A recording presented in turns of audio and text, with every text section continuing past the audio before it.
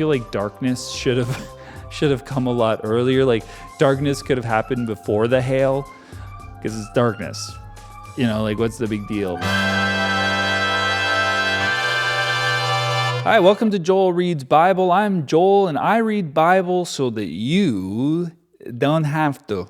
Okay, you don't have to. Every day there's like, you got to read the Bible. Crack it open. Open the Bible. There's dust on the Bible. You don't have to read it. I'm doing it. And you can follow along. I'm reading the NIV.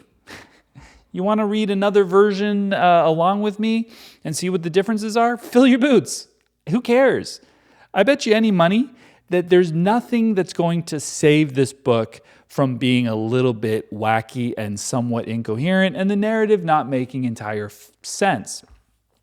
That's why there needs to be a whole army of Christians. Onward, Christian soldiers.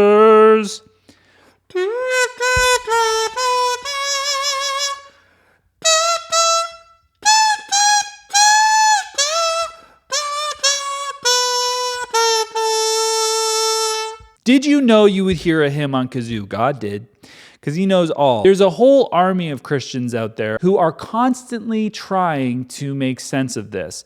And you'll ask them questions and they'll be like, this is why. We actually have to really work hard to find some sort of way to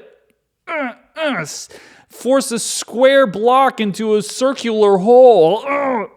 Like I just looked at the first few verses of this particular chapter, and something is said here that is going to really throw a wrench into everything. So we'll get right into it. We're here in chapter 10. Moses is in Egypt trying to get the Israelites free from the Pharaoh. They've done a whole litany of plagues, but the Pharaoh still doesn't want to do it.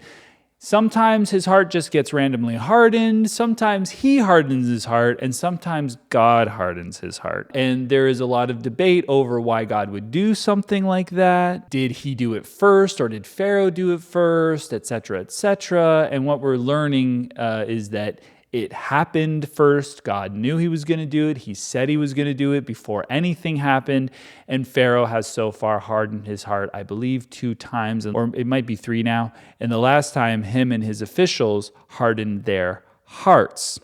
So we're here at Exodus chapter 10. Please subscribe, like this video, give me a comment if you wouldn't be so kind, and let us begin reading the word of God. Then the Lord said to Moses, "Go to Pharaoh, for I have hardened his heart and the hearts of his officials, so that I may perform these miraculous signs of mine among them, that you may tell your children and grandchildren how I dealt harshly with the Egyptians and how I performed my signs among them, and that you may know that I am the Lord." Now, can this please end the debate? In chapter 9, it says, when Pharaoh saw the rain and hail and thunder had stopped, he sinned again. He and his officials hardened their hearts.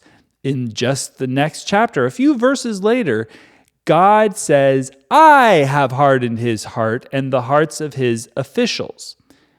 So that sounds to me like when it says that Pharaoh hardened his heart, that is the same as God hardening his heart, because God is taking credit for the heart hardening in this chapter that just happened, that was apparently Pharaoh hardening his heart. And that makes sense. If God is sovereign and can, at his own whimsy, harden or soften people's hearts, which I don't think we have any semblance of free will. It doesn't make any sense when there's a sovereign God. God would have orchestrated this whole thing. God would have made this whole heart-hardening thing happen exactly the way it happened. And he tells us why. It's not any other reason than this. This is what we're told, okay? And this isn't a comfortable thing to read. That he just wants to torture people, which is the miraculous signs. He wants to give boils to people, Okay? He wants to kill all the livestock. He wants to make the Nile bloody. He wants to do all of these horrific things, gnats, hail, to show how great he is, to show off, so that everyone's like, look at how he dealt so harshly. People can be afraid of him. He loves that. He's the fear of Jacob. It may have been the fear of Isaac. He's fear, right? He wants people to be terrified of him. It's listed right there. So that you can tell your children and their grandchildren and all the other, Hebrews down the line will know that this happened. That's it. So if God isn't a narcissist, I'm not sure what he is. I mean, my best guess is he's non-existent. So Moses and Aaron went to Pharaoh and said to him, "This is what the Lord, the God of the Hebrews, says. How long will you refuse to humble yourself before me?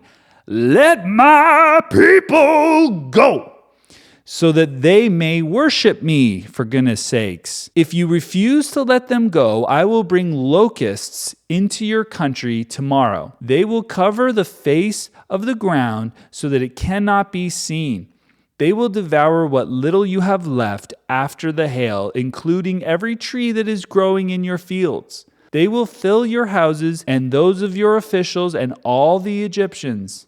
Something neither your fathers nor your forefathers have ever seen from the day they settled in this land till now." Then Moses turned and left Pharaoh. So he's like, "Why are you refusing to humble yourself before me?" Pharaoh's like, "I don't know. I honestly don't know. Like, part of me thinks that I should. But then for some reason, as if involuntarily, I don't want to. Like, I choose not to. I just downright refuse. And I just don't know why. It's as if something outside myself is making me harden towards the whole idea of setting you free. And I don't know why.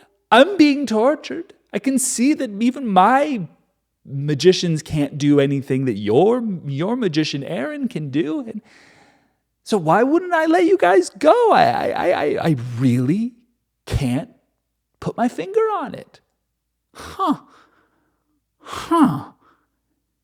Pharaoh's officials said to him, "How long will this man be a snare to us? Let the people go, so that they may worship the Lord their God. Do you not yet realize that Egypt is ruined?" Then Moses and Aaron were brought back to Pharaoh. "Go worship the Lord your God," he said.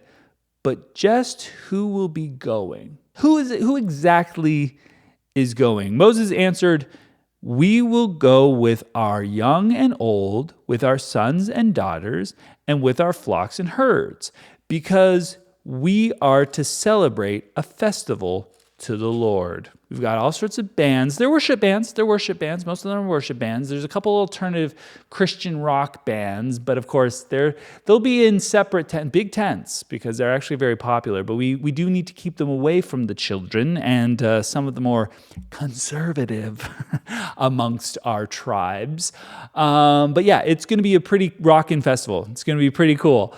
We're going to be celebrating God, not drugs, and we're going to be having a great time. There will be wine. There will be no one here is afraid of some wine. Trust me, we like our debauchery. We've all had problems with drinking at one time or another. So can we go, please? Pharaoh said, "The Lord be with you if I let you go along with your women and children. Clearly you are bent on evil. No, have only the men go and worship the Lord, since that's what you've been asking for." Then Moses and Aaron were driven out of Pharaoh's presence. He was like thinking it through while saying the lines here, it seems. And that might be that the Lord is like interjecting, no, don't let them go. No, I have more stuff to show off with. So what will he show off with next? And the Lord said to Moses, "Stretch out your hand over Egypt so that locusts will swarm over the land and devour everything growing in the fields, everything left by the hail." So Moses stretched out his staff over Egypt, And the Lord made an east wind blow across the land all that day and all that night. By morning, the wind had brought the locusts. So now it's wind. It's always so theatrical. Like, there has to be wind to blow. Where is he blowing them from? You know, did they already exist just in other places? That's kind of nice for all the other places that don't have locusts anymore, that they all collected, the wind collected them from. They invaded all Egypt and settled down in every area of the country in great numbers. Never before had there been such a plague of locusts, nor will there ever be again. They covered all the ground until it was black. They devoured all that was left after the hail, everything growing in the fields and the fruit on the trees. Nothing green remained on tree nor plant in all the land of Egypt. This is kind of like saying, look, I helped you get through that famine I caused. Well, now I'm going to cause a new type of famine because you won't let my people go that I definitely am responsible for having in your country. Oh man, why does it always come back on me? Just because I'm all powerful and all knowing? Oh, I hate that. Pharaoh quickly summoned Moses and Aaron and said, I have sinned against the Lord your God and against you. Now forgive my sin once more and pray to the Lord your God to take this deadly plague away from me. Now that's a quick turnaround, Pharaoh, you little coward. He should be like, fine, bring it on, baby. Like, he should have a little bit more like, I can take it. Fine, bring the locusts. But they are gross, you know. Moses then left Pharaoh and prayed to the Lord. And the Lord changed the wind to a very strong west wind, which caught up the locust and carried them into the Red Sea. Not a locust was left anywhere in Egypt, but the Lord hardened Pharaoh's heart again. It doesn't say again. And he would not let the Israelites go. Now, the Lord seems like he's doing more hardening than Pharaoh's doing. Okay? If someone's going to be blamed for the hardening, it's going to be God. Then the Lord said to Moses, stretch out your hand towards the skies so that darkness will spread over Egypt. He didn't even warn Pharaoh this time. Darkness that can be felt. Whoa, you can feel this darkness. Since when is darkness just the absence of light? What happened there? Sin is just separation from God. Darkness is not a thing. It's just the absence of light. Well, it looks like darkness is a thing that can spread and actually be felt. Maybe darkness is its own thing? At least that's what the Bible seems to think. Why don't you think that, Christian? So Moses stretched out his hand towards the sky, and total darkness covered all Egypt for 3 days. No one could see anyone else or leave his place for 3 days. Yet all the Israelites had light in the places where they lived. Oh, okay. Then Pharaoh summoned Moses and said, how? Well, I guess this is after the 3 days. Go worship the Lord. Even your women and children may go with you. Only leave your flocks and herds behind, because ours died twice. Our flocks died the one time, and then they were killed again. Can you believe that? Our zombie flocks died from the hail. That sucks. But Moses said, you must allow us to have sacrifices and burnt offerings to present to the Lord our God. Our livestock, too, must go with us.